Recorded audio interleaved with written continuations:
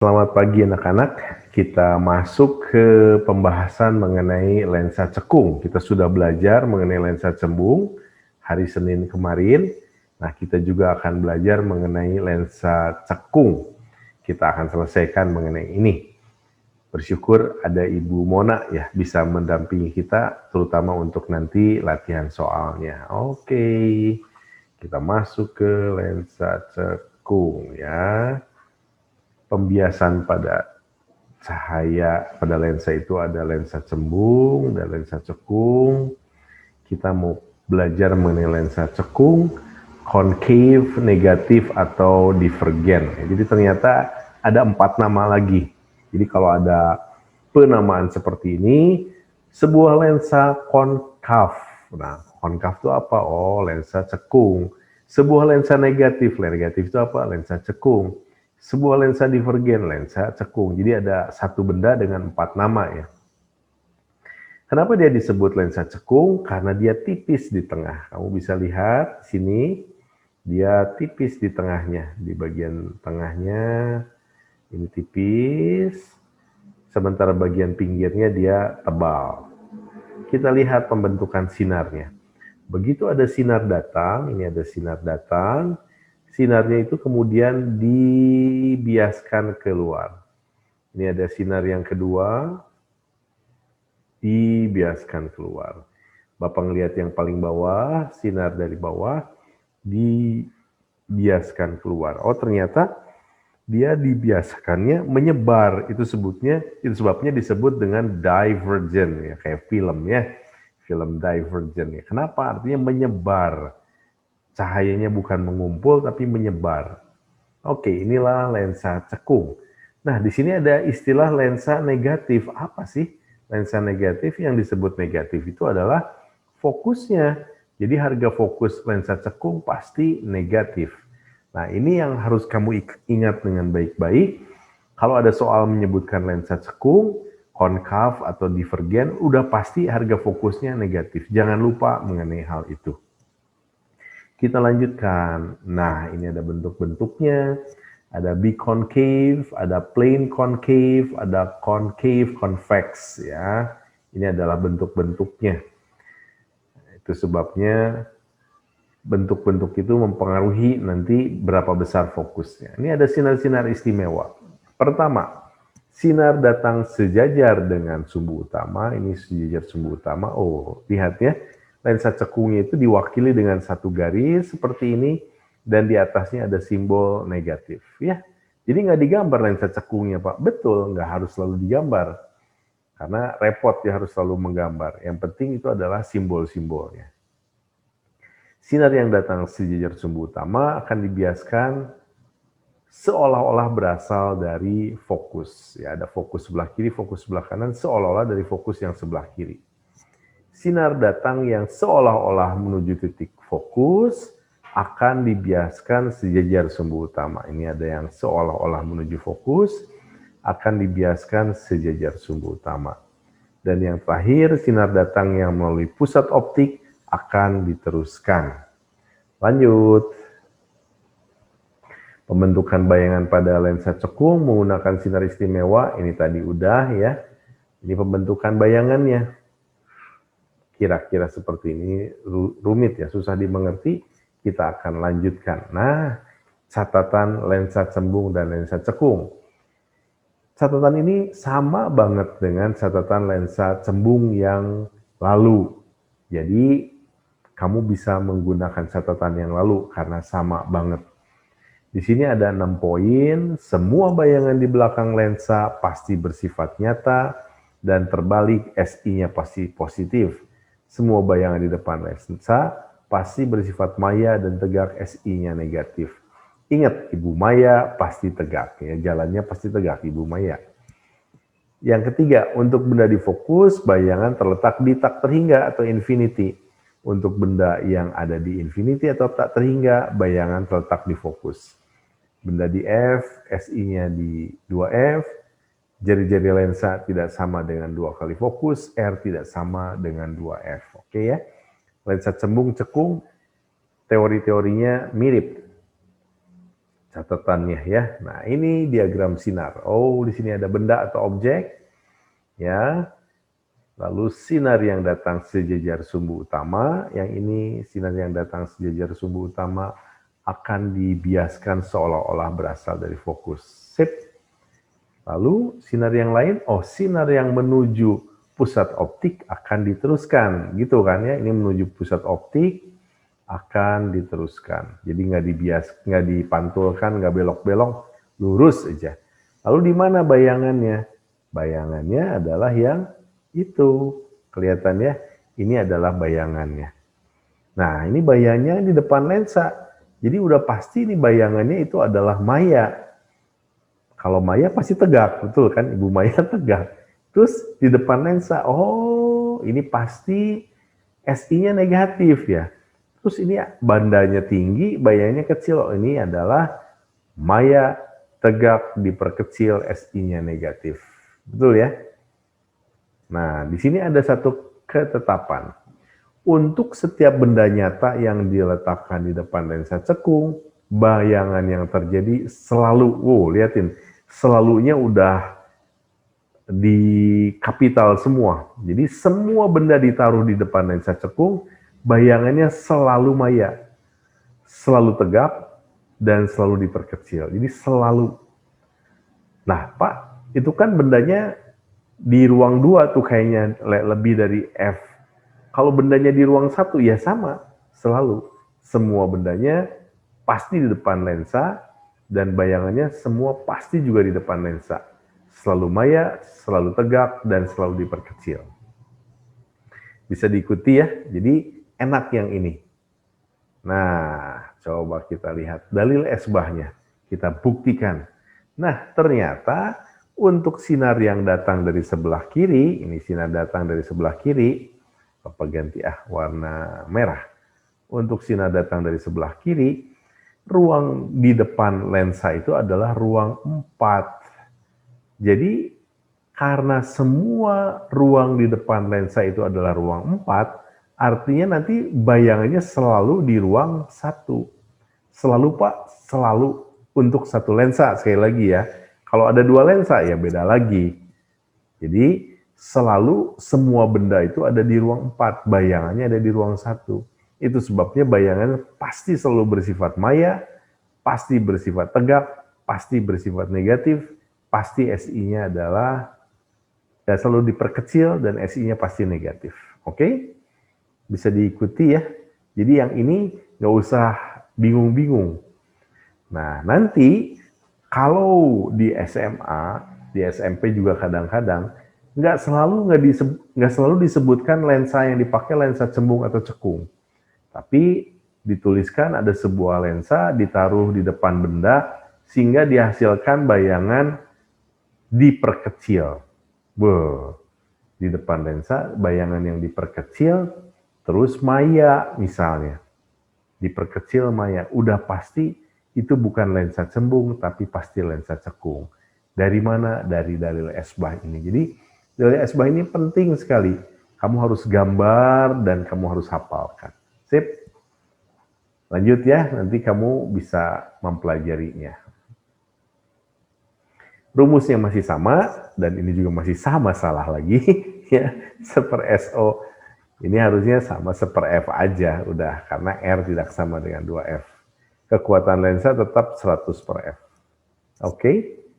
Ya, ini rumus-rumusnya sama banget. Sama bingit ya. Oke, lanjut. Nah, ini adalah masuk ke contoh soal. Kita akan pelajari bersama dengan Ibu Mona. Silakan Ibu Mona. Baik Pak, sebentar saya izin saya share screen ya. Silakan Oke. Ibu.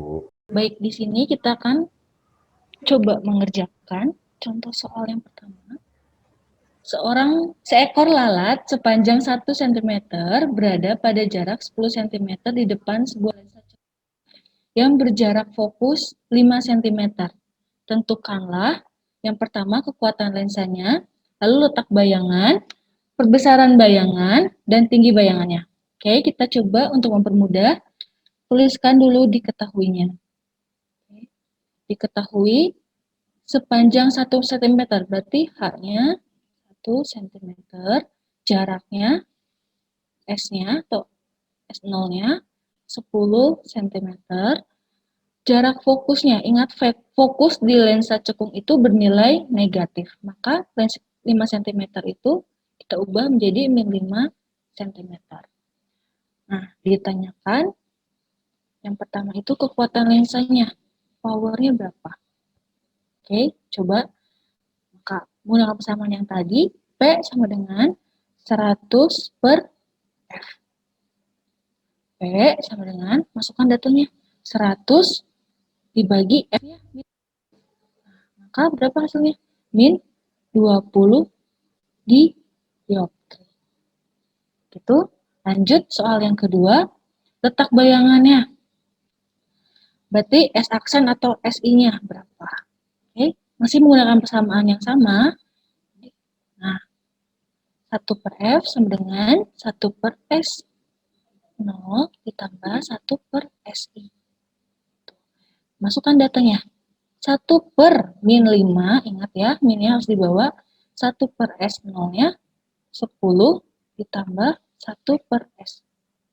Maka 1 per SI, itu S aksen, sama dengan 1 per min 5 ditambah dikurangi, maaf, 1 per 10. Samakan penyebutnya. Jadi penyebutnya berapa? Harus min 10 ya. Apa 10? 10. 10 ya. Benar. Berarti min 5 ini harus dikalikan dengan min 2 dikurangi 1. Tuh, maka min 3 per 10. Nah, kita putar aksennya sama dengan 10 per min 3. Aksennya berarti min 3,33 cm. Itu hasil bayangan yang terbentuk juga negatif ya. Lalu perbesarannya. Oke. Perbesarannya M sama dengan kita menggunakan, nah misalnya menggunakan jaraknya, perbandingan jarak. Karena ini mutlak, berarti tanda negatifnya hilang ya. Karena ini bersifat mutlak kalau perbesaran. Nah, S aksennya berapa? Berarti tadinya min jadi positif 3,3 per 10. Oke, maka M sama dengan 3,3 per 10. Oke, kurang lebih kita sederhanakan 1 per 3. Oke, lanjut. Tinggi bayangannya, kita bisa menggunakan persamaan H aksen sama dengan perbesaran dikali tinggi bendanya. Maka M-nya masukkan 1 per 3 dikali dengan H. H-nya berapa tadi? 1 ya. Maka berapa? Sekitar 0,33 cm. Begitu? Kita mau mencoba mengerjakan latihan soal-soal yang berhubungan dengan lensa cekung. Ya, waktu kamu melihat soal-soal seperti ini, kamu tidak boleh langsung mengerjakan. Coba kamu baca dulu, lalu kamu coba kerjakan sendiri. Kalau ada kesulitan, baru nanti kamu play lagi. Jadi begitu baca, di-pause dulu ya. Jangan melihat pembahasannya, tapi di-pause dulu. Nanti kalau kamu kesulitan, kamu lanjutkan play, nggak jadi masalah. Oke? Kita coba dengan contoh soal yang ke-1. Seekor lalat setinggi 1 cm. Nah, ini langsung ya ada data seekor lalat setinggi. Udah pasti ini adalah HO ya. Kita tulis ya data-datanya. HO-nya sama dengan 1 cm. Berada pada jarak 10 cm di depan sebuah lensa divergen. 10 cm di depan sebuah lensa. Oh, SO dong ya. SO-nya sama dengan 10 cm. Lensanya lensa apa? Divergen. Divergen. Oh, kita ingat. Lensa cekung itu punya beberapa nama ya. Disebut juga dengan lensa divergen. Ya, kita ingat-ingat namanya itu adalah lensa divergen. divergen. Terus apa lagi? Lensa negatif. Ya, atau satu lagi concave. Nah, kenapa disebut lensa negatif? Disebut lensa negatif karena harga fokusnya sama dengan negatif. Oke?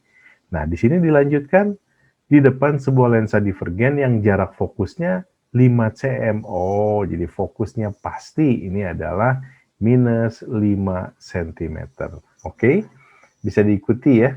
Nah, jadi artinya walaupun di sana tidak ditulis negatif, kamu harus tahu bahwa itu pasti fokusnya negatif. Tahu dari mana? Karena di situ dikasih tahu adalah lensa divergen.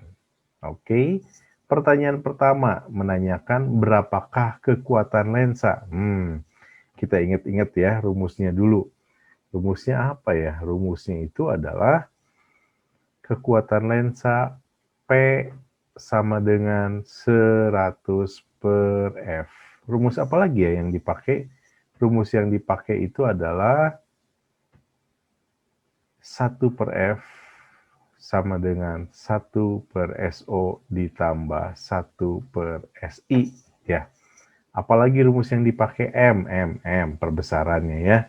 M-nya itu adalah dalam tanda mutlak SI per SO sama dengan HI per HO. Oke, kira-kira rumusnya yang dibutuhkan adalah itu.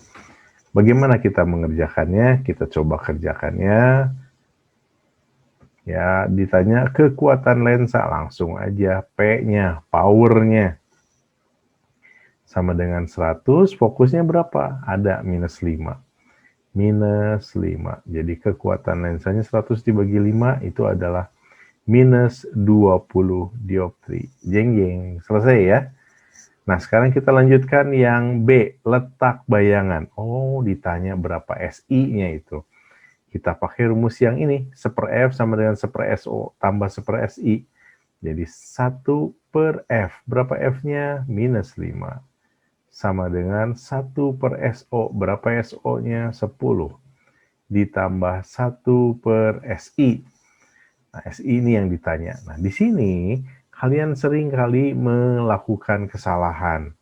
Jadi perhatikan baik-baik bagaimana pengerjaan matematikanya. Di sini langkah berikutnya itu bukan fisika lagi, tapi matematika. Nah, banyak yang matematikanya kurang kokoh, di sini banyak mengalami kesalahan. Kita tulis ulang 1 per min 5. 1/10 pindah ruas. Kalau pindah ruas jadi negatif, betul ya? Jadi negatif 1 per 10. Pak, saya itu bingung Pak. Ya udah plus min 1 per 10. Boleh kan? Sama aja seperti itu. Sama dengan 1 per SI. Langkah berikutnya, samakan penyebutnya. 10. Min 5 bisa jadi 10. Oh, kali min 2. Min 1. Karena udah penyebutnya udah sama-sama 10 ya. Sama dengan min 2, min 1 berapa? Min 3 per 10. Min 3 per 10 lah itu yang sama dengan 1 per SI. Pak, kan nggak ditanya 1 per SI-nya. Betul, yang ditanya itu adalah SI-nya, bukan 1 per SI-nya. Jadi gimana tahap berikutnya? Tahap berikutnya ya kita tinggal ubah ya. Kalau gitu 10 per min 3 itu adalah SI per 1. Jadi SI-nya itu adalah 10 per min 3 atau SI sama dengan 3,33 cm. Jangan lupa di sini ada negatifnya, oke? Jangan lupa di sini ada negatif. Sip. Kekuatan lensa sudah, letak bayangan sudah, oh perbesaran. Sekarang perbesaran. Perbesarannya bagaimana? Harus pakai rumus M ya. M itu singkatan dari magnification. Jadi kita kerjakannya M-nya sama dengan SI-nya itu adalah min 10 per 3 per SO-nya adalah 10. Ya. Jadi ini kalau disederhanakan, min 10 per 3 dibagi 10 ini adalah 10 per 30. Loh Pak, kok minnya hilang? Ya, minnya hilang ya karena ini dalam tanda mutlak. Semua yang dalam tanda mutlak negatifnya hilang. Ini nolnya boleh dicoret, nolnya boleh dicoret. Jadi itu sama dengan 1/3. Jadi perbesarannya itu adalah 1/3 kali. Pertanyaan terakhir, berapa tinggi bayangan? Nah, ini udah ada. M sama dengan 1 per SI. SI per SO sama dengan HI per HO. Kita tinggal lanjutin. Jadi 1/3 itu sama dengan HI per HO. Kan sama dengan M ya. Langsung 1/3 sama dengan HI-nya berapa? HI-nya justru itu yang ditanya ya. HO-nya sudah diketahui, sudah 1. Jadi kita tinggal kerjakan bahwa HI-nya sama dengan 1/3 cm. Oke, begitu ya. Jawabannya ini sudah ada, Bapak mau merah-merahin aja lah jawabannya.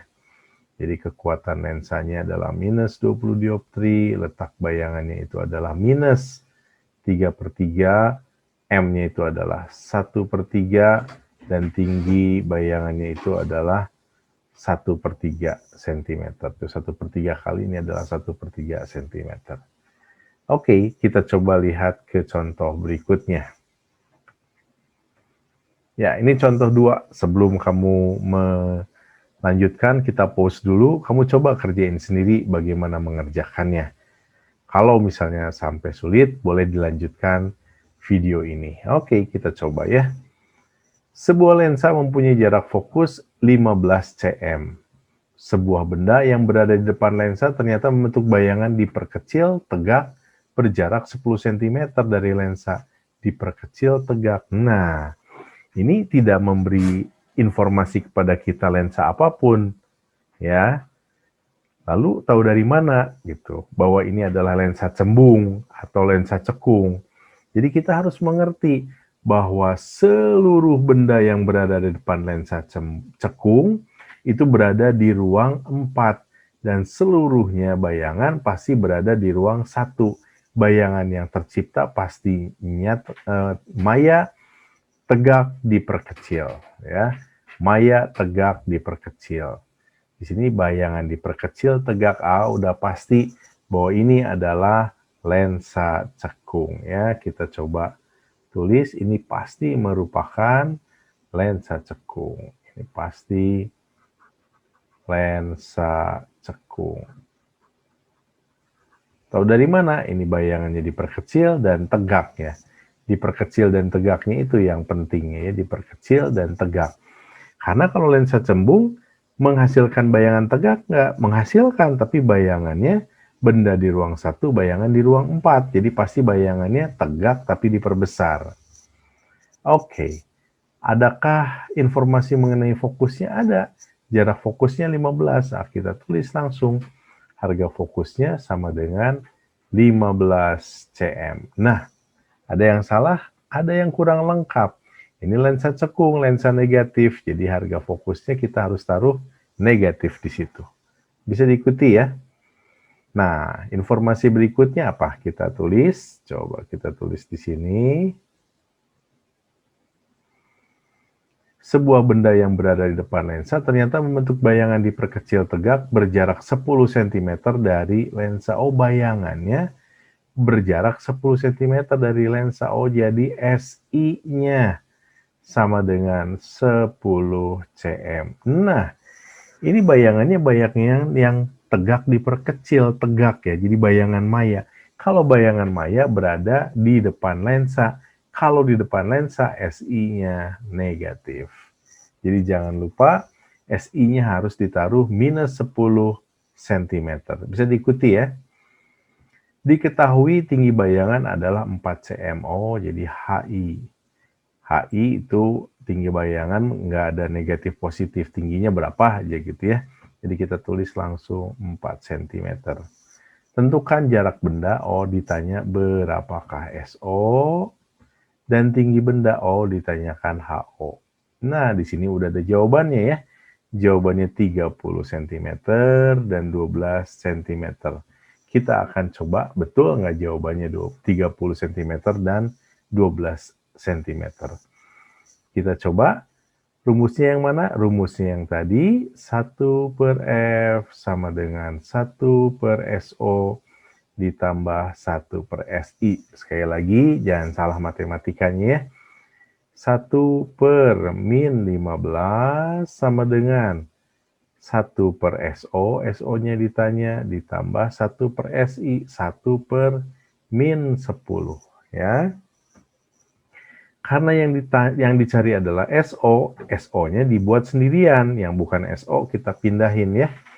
1 per min 15 ditambah 1 per min 10 sama dengan 1 per SO. Pak, ini kan 1 per min 10, pindah ruas kenapa tetap min? Oh iya, betul. Jadi ini harus berubah menjadi positif. Ikut ya, bisa diikuti ya. Kenapa harus jadi positif? Karena dia pindah ruas. Lalu kita samakan penyebutnya. Per berapa itu? 15, 10, oh 30 ya. Minus 15 bisa jadi 30 kali berapa? Oh kali min 2. Kali min 2. 10 bisa jadi 30 kali 3 plus 3. Berapa ini? Minus 2 tambah 3, ya 1 per 30. Itulah yang sama dengan 1 per SO. Ya. Jadi, kita tarik garis ini. Jadi, SO-nya sama dengan 30 cm. Yeay, sama ya dengan jawaban yang sudah tersedia. Lalu bagaimana mencari tinggi benda? Oh gampang, pakai rumus perbesaran ya.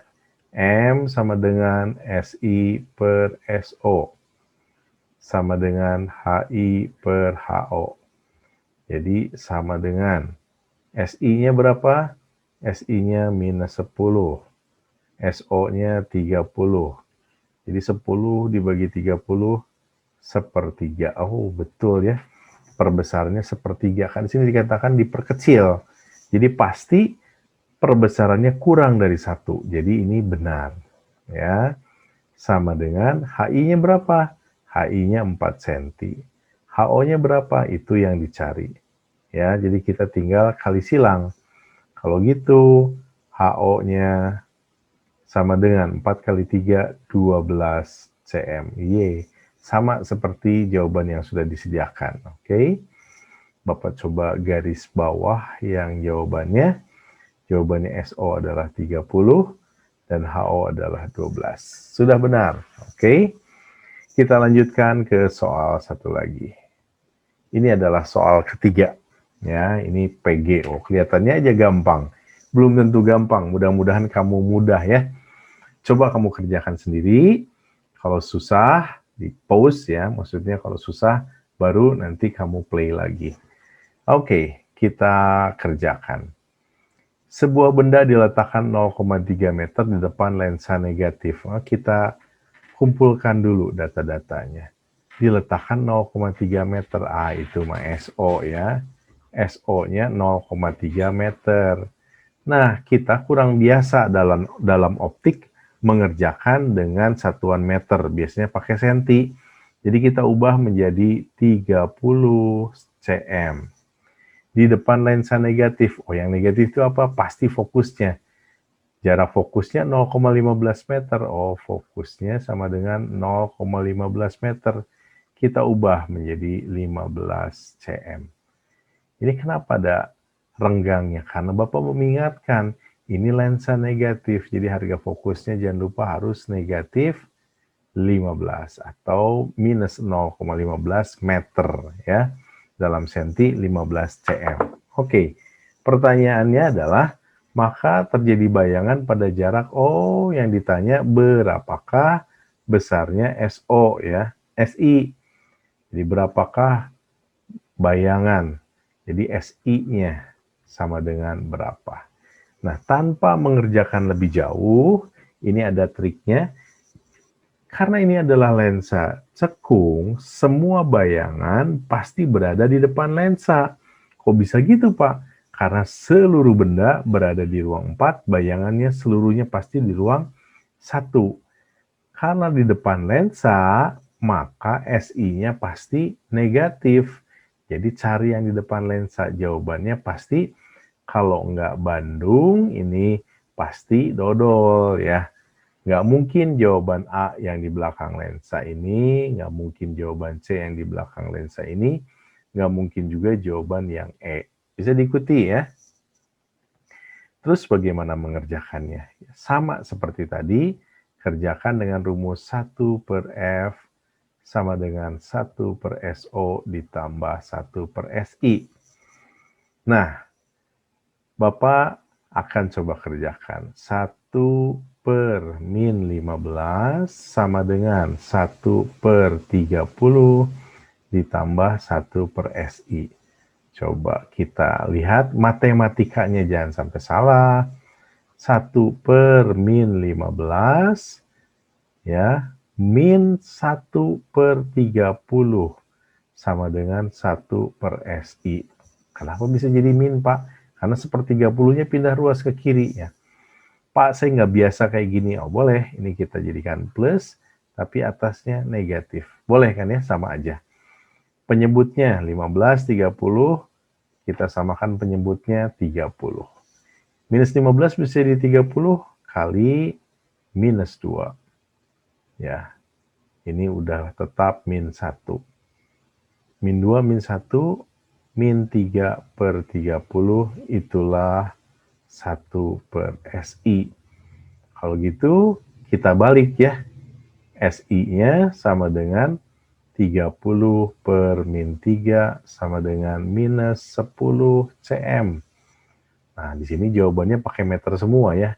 Minus 10 cm itu sama dengan 0,1 meter di depan lensa. Jadi jawaban yang kita pilih itu adalah Bandung. Ya, ini adalah minus 0,1. Minus ini menyatakan di depan lensa. Bapak mau coba kerjakan dengan cara yang lain. Ada rumus yang mungkin kamu sebagian sudah mengetahuinya. SI bisa saja dikerjakan dengan cara SO kali F per SO min F. Jadi ini adalah cara lain saja ya. Jadi gimana cara ngerjakannya? Gampang, sama saja seperti yang sebelumnya. SI itu sama dengan SO-nya berapa? SO-nya itu adalah 30. Fokusnya minus 15. Supaya tidak membingungkan, kita beri kurung, ini perkalian ya. Per SO 30 min 15. Nah, ini gimana menyelesaikannya? 30, Bapak nggak melakukan apa-apa dulu. Yang di bawahnya kita selesaikan. 30 min 15, oh positif 15. 30 tambah 15, oh 45 ya. Nah, sekarang kita coba ada yang bisa dicoret nggak ya? Ini 15 dibagi 15, 1. Ini min 1. 45 dibagi 15, 3. Ada yang bisa dicoret lagi? Ada ya. 3 dibagi 3, ya 1. 30 dibagi 3, 10. Oke. Jadi berapa jawabannya? SI-nya sama dengan 10 kali min 1, min 10 cm. Sama dengan jawaban yang ini ya. Nggak tahu kamu lebih menyukai cara yang mana. Oke, itu jawaban untuk latihan soal kita hari ini. Sehabis soal yang ini, Bapak akan sertakan juga video-video yang lain supaya kamu bisa berlatih. Oke, terus belajar ya. Semangat terus, tetap bersemangat ya. Selamat pagi dan tetap belajar. Tuhan memberkati.